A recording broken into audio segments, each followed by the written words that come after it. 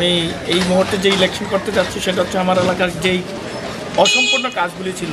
আমার কি ড্রেন ছিল, আর কবরস্থানের ওয়াল, বাউন্ডারি ওয়াল এবং আমাদের কিছু বয়স্ক ভাতা, মানুষকে দারিদ্র্য বিমোচন করা, অন্য বস্ত্র, শিক্ষা, বাসস্থানের জন্য মানুষের যে এই অসমাপ্ত কাজগুলি সমাপ্ত করার জন্য আমি ইলেকশন করছি। আমার ওয়ার্ডের সবচেয়ে বড় জিনিস হলো আমরা দারিদ্র কবলিত এলাকা, অনেক দরিদ্র মানুষ।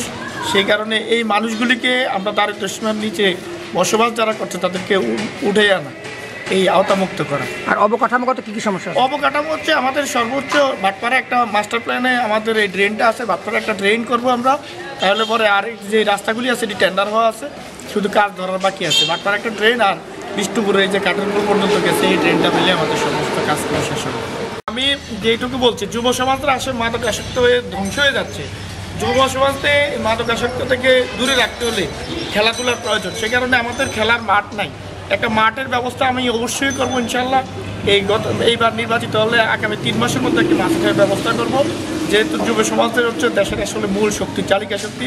তাদের একটি মাঠের মধ্যে খেলাধুলা করতে বলে শরীরচর্চা সহ তারা একটি জাতি গড়ে উঠবে এবং বৈষম্যহীন উন্নয়ন এবং আধুনিক মডেল, যেটা বাংলাদেশের সকল 1 নম্বর ওয়ার্ড হিসেবে মানুষ পরিচিত পাবে।